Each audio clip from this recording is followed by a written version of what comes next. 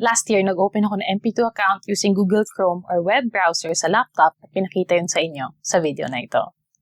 Pero last month, sinubukan ko rin gawin to using the Virtual Pag-ibig mobile app. So the big question is, saan mas mabilis at mas madali magawa ng account? Sa web ba or sa app? Sagutin natin sa dulo ng video na ito.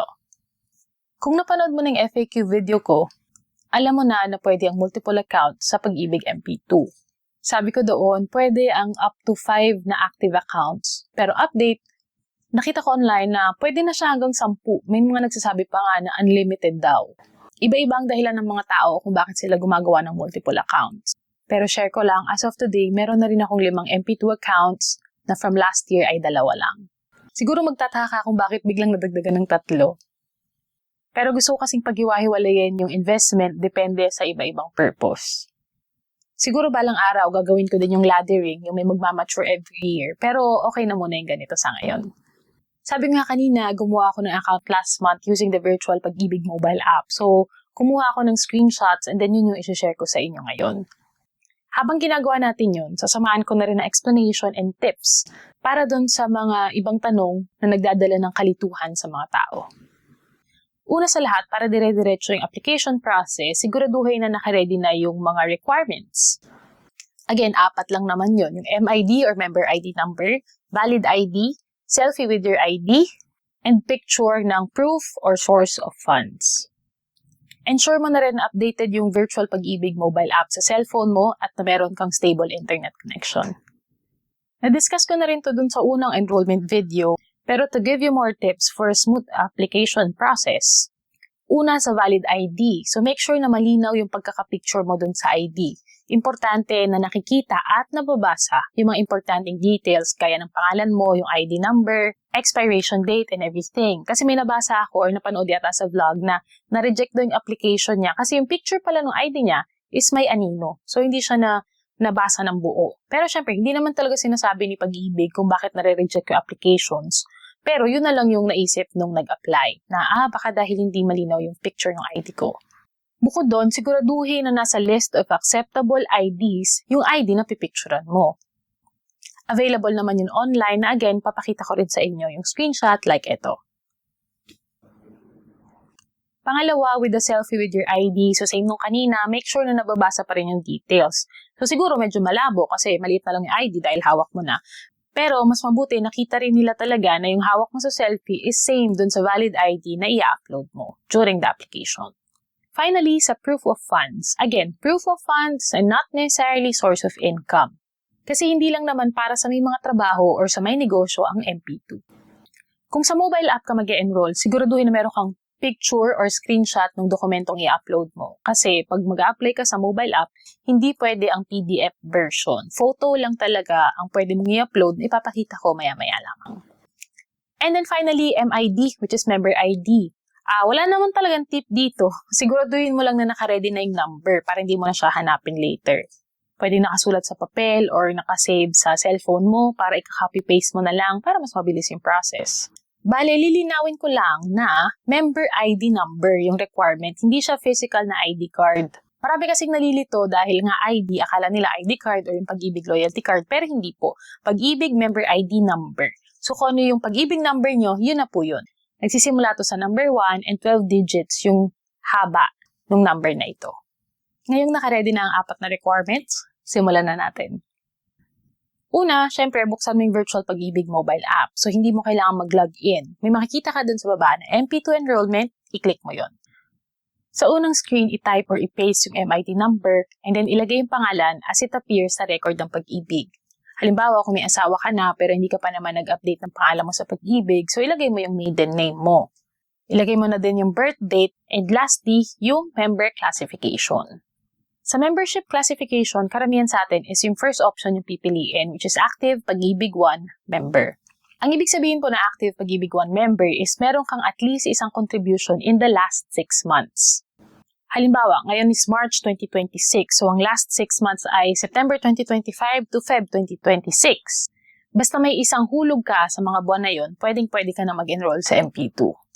Merong mga nagsasabi na kailangan daw ng 24 months, pero hindi po. So usually, 24 months is a requirement kung mag-a-apply ka ng loan. Or kung isa kang pensioner o retiree, na dati ng member ng Pag-ibig. So, kailangan meron kang 24 months na hulog bago ka nag-retire para makapag-open ka ng MP2. Pero kung hindi ka naman retiree or pensioner, hindi yun applicable sa iyo. Doon sa previous video, may nagtanong sa akin kung ano daw ibig sabihin ng others. So, yung last na option. So, tinanong ko to sa Pag-ibig and then ito yung sagot nila. Sabi, yung pensioner is either Philippine or foreign retiree. As in, nakakuha ka na ng pension. Tapos, yung others naman is, hindi ka pa retired but previously member ka ng Pag-ibig. Siguro na-claim mo na yung proceeds mo or contributions mo before. And then, gusto mo lang mag-rejoin kasi nga, mag-a-apply ka for MP2. Pag-click mo ng next, malalaman mo agad kung eligible ka to apply for MP2 or hindi. Sa nakikita ko sa Facebook, may ilang tao na iba yung lumalabas sa screen nila. So, merong error na magpapakita and then ito yung example. So, una, your existing Pag-ibig MP2 savings account does not have any funds. So, sa error na ito, may dalawang key items. Una, your existing MP2 account. So, ibig sabihin, may MP2 account ka na daw. And then, pangalawa is does not have any funds. May MP2 account ka nga, pero wala namang laman. So, it's Pag-ibig way of telling you na sure ka ba na mag-open ka ng account eh, hindi mo pa nilalamnan yung nauna. Pero may mga nagsasabi sa Facebook na hindi daw nila maalala na nag-apply sila for MP2 at all. Pero yun nga, if ever mag-appear yung error na ito, siguraduhin na meron kang virtual Pag-ibig account. Punta ka dun sa MP2 savings, at then makuha mo yung account number doon. Pag nakuha mo yung account number, pwede mo na yung hulugan. Sa first hulog naman magsisimula yung 5 years. So, pwede mo siyang gamitin anytime. Ang challenge na lang doon is hindi mo alam kung annual payout ba or 5-year end term yung dividends ng account na yun. So, para malaman mo yun, magtanong ka lang sa Pag-ibig. So, provide mo sa kanila yung account number para masagot nila yun for you. Okay, pangalawang error is that sasabihin, we are unable to proceed as you have an ongoing MP2 savings account being enrolled. So kasi nga, pag submit mo naman ng application, hindi naman siya instant ma-approve unless na nga lang sa branch ka mag-enroll. So pagdating dito, sinasabi lang ni Pag-ibig na kalma lang, pending pa yung una mong application, antayin mo yung resulta bago ka mag-apply ng bago. So again, ang process is mag-enroll, mag-antay ng approval, mag-deposit ng pondo, and then pwede ka na mag-apply ulit. Kung walang error na lumabas, kaya nung sa akin, ganito yung may itsura ng next page. So dito, tatanungin ka na kung ano yung gusto mong dividend payout schedule, mode of payment, desired monthly savings, and source of fund. Ito naman ang more information tungkol sa bawat item. Una, dividend payout. So dividend ang tawag sa kikitain mo sa pagsali sa MP2. Kung mapapansin mo, naka-color gray ito sa form, so hindi mo to pwedeng baguhin. Ganito talaga pag mag-a-apply online. So nakaset siya to 5-year end term. End of maturity mo pa mawi-withdraw yung dividends kasabay ng contributions or ng principal deposits mo. Meron naman talagang option na gawin tong annually wherein every year pagka-declare ng dividend, pwede mo nang ma-withdraw yung pera from Pag-ibig. Pero kasi sa branch lang to pwedeng gawin. So, ibig sabihin, kailangan pumunta sa Pag-ibig branch, dun ka mag-submit ng withdrawal form para makuha mo yung annual dividends. Mabuti na rin siguro na walang ganung option online kasi yun nga, kung hindi mo naman magawang pumunta sa branch for the application, baka hindi mo rin talaga kaya mag-commit every year na pumunta sa branch para i-process yung withdrawal. So, ayun, for this option, 5-year end term kagaya ng mga iba ko pang account. Pangalawa is yung mode of payment. Mode of payment naman may tatlong option. So, salary deduction, over-the-counter, tsaka yung other accredited Pag-ibig partners. With these three, kahit anong piliin mo, pwede naman siya combination. So, halimbawa, pipiliin ko yung salary deduction. Pwede pa rin akong mag-deposit manually online. Ganun. So, pwede siyang sabay-sabay. In terms of salary deduction, pwede ka magpasa sa HR nyo or sa payroll officer sa kumpanya ng detalye tungkol sa MP2 mo. So, kailangan nila yung MP2 account number tsaka kung magkano yung gusto mo na monthly deduction. So, pagdating dito, magiging fixed amount siya. And then, actually, hindi lahat ng employer is nag-a-assist sa pagre-remit ng MP2 contribution. So, it's best to check in with your company. OTC naman is paghuhulog sa mga Pag-ibig branches. So, isingit ko lang, hindi lahat ng Pag-ibig branch, especially yung mga kiosk sa mall, ay tumatanggap ng bayad. So, kailangan mo rin ito i-consider na baka yung malapit palang Pag-ibig branch sa'yo is tagatanggap lang ng forms or inquiry lang talaga sila or help desk. So, kung di sila tumatanggap ng bayad, baka mas okay na mag-online payment ka na lang. And yun nga, speaking of online payment, dun siya magpo-fall sa last option, yung through any accredited Pag-ibig partners. So, dyan papasok yung GCash, Maya, any online banks, and then, actually may post si Pag-ibig, so i-share ko lang din dito.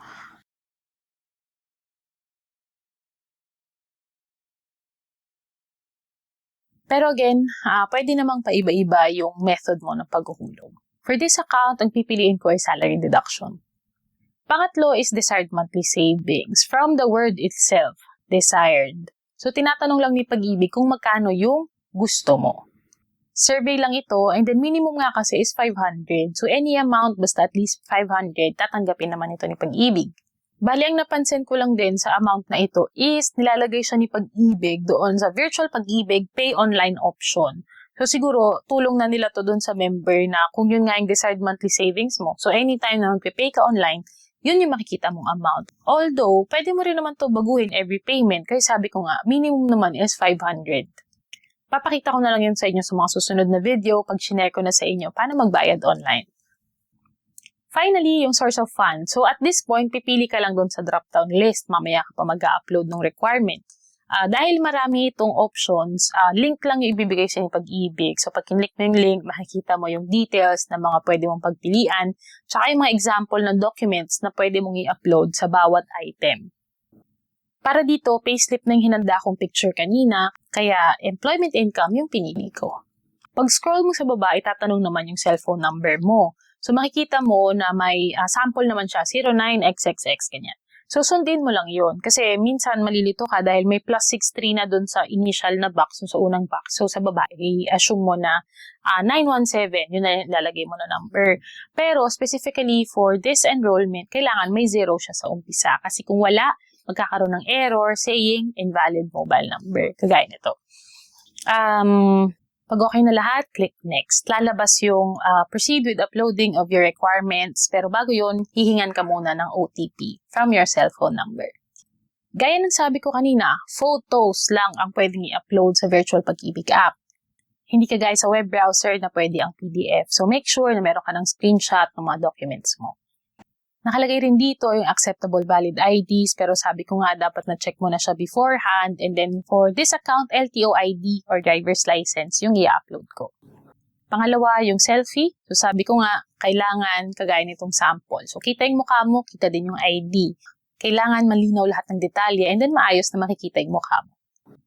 Sa listahan ng proof of income, so mahaba yung listahan, pinakita ko na rin ito kanina, pero sabi ko nga, payslip yung hinanda ko, so ayan, uploaded na rin siya. Pag-click mo ng submit, bibigyan ka na ng tracking number. Sabi ko nga, last month pa to, so recorded na siya. And kahit na nagsiscreenshot pa ako, inabot lang ako ng 6 minutes with the entire application process.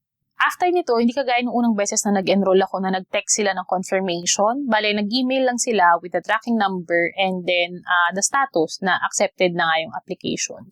And then, mag-antay na lang ng update. So, this was on Saturday, Feb 21 at around 7 a.m. Then, approved din siya ika-Monday, Feb 23 around 8:35 a.m. Ayun, naniniwala ko ba na 6 minutes lang inaabot yung buong process sa dami ng sinabi ko? Pero game naman ako mag-live demo. So, tara? Isa pang account. Bali, pang-anim ko na to. Tsaka ako na-i-explain ba't dumami ng ganito yung mga account. Pero nga, try ko mag-demo ng isa para makita nyo kung gaano lang siya kabilis. Magiging pang-anim ko na to, so hindi ko alam kung saan ko to gagamitin. Pero sinabi ko na kanina, ang kagandahan is that meron na akong nakapending na account. Kung ma-approve man ito, mag-a-appear siya as unfunded, and then magsa-start naman yung 5 years upon first deposit. So tsaka ko na lang siya hulugan pag alam ko na kung para saan tong account na to. Bale, since wala pa naman akong bagong payslip mula nung ginawa ko yung huli kong MP2 account, yung same requirements na lang yung gagamitin ko para sa demo natin today. So again, valid ID, selfie with the ID, source of funds. So, yun lang yung kailangan kong details, and then same documents yung i-upload ko from the previous one. I-record ko lang yun from my cellphone, and then panoorin nyo. Yan, mag-start na ako ng recording. So, game, Virtual Pag-ibig, MP2 enrollment. Sa baba, MID, so copy-paste ko siya from notes.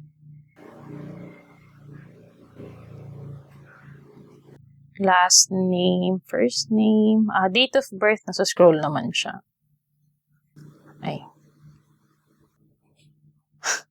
Yung mga trentahin, medyo mahabang scroll na tayo dito. Teka lang. Okay. Membership classification, so active. Then next. Payment mode, salary deduction na lang ulit. Desired monthly savings, 500. Employment income, okay. So, nakaselect na siya. 63.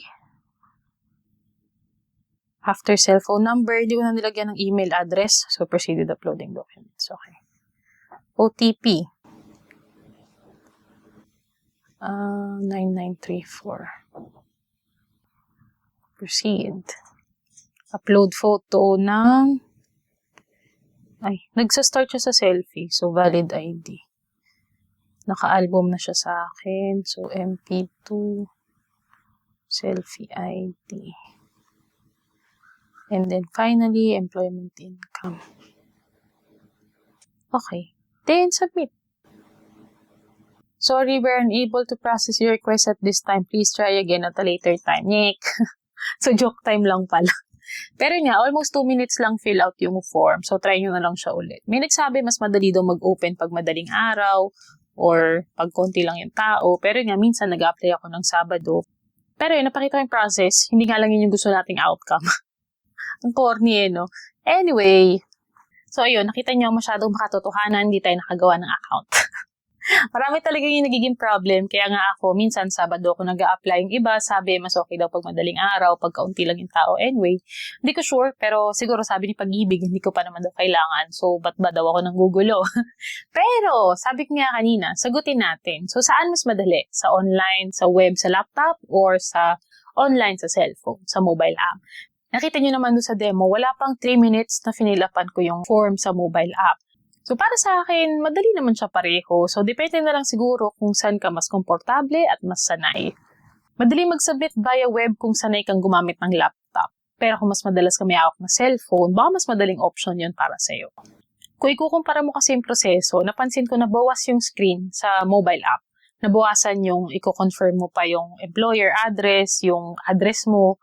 Wala na yun. Hindi kagaya nung sa laptop na ang dami pang page bago ka makarating sa dulo. So, bukod dun sa mas maunting page, mas maikli yung process. So, kumbaga, in the last month, nag-add niya ako ng 3 account. And then, ito yung timeline dun sa experience ko. So, dun sa unang account, yung account na shinare ko kanina, nag-apply nga ako ng Sabado, na-approve siya ng Monday. With that approval, nag-deposit ako same day, na-reflect siya kinabukasan. Wednesday, that same week, nag-apply ako ulit. So, that's Wednesday application ng 12:00 ng tanghali. Walang email na pinadala sa akin. Pero the next day, Thursday, nag-approve sila ulit via text na na-receive ko to ng 7:59 a.m. So that same day, nagulog din ako ng 500. So pakalipas ng ilang araw, naisip ko gusto ko pa ng isang account for a different purpose. So Monday, nag-apply ako 6 p.m. Na-receive ko yung email na meron ulit tracking number. And then, that's Monday night, Wednesday ng umaga, around 8 a.m., naka-receive ako ulit ng text na approve na yung account. So, hindi ko sure kung dahil additional accounts ko na to kaya mabilis or kasi nakikita ko pa rin sa Facebook, yung iba inaabot ng 1 linggo bago sila ma-approve or nag-aantay pa din ng approval. Pero kung kailangan mo mag-follow up, i-chat mo lang sila sa Messenger, sa Facebook. Feeling ko matutulungan ka naman nila. Kung natulungan ka ng video na ito, please share it with your friends or sa mga kakilala mo na gusto ring sumali sa MP2. At this point, sana naniniwala ka na sobrang dali lang gumawa ng account sa MP2.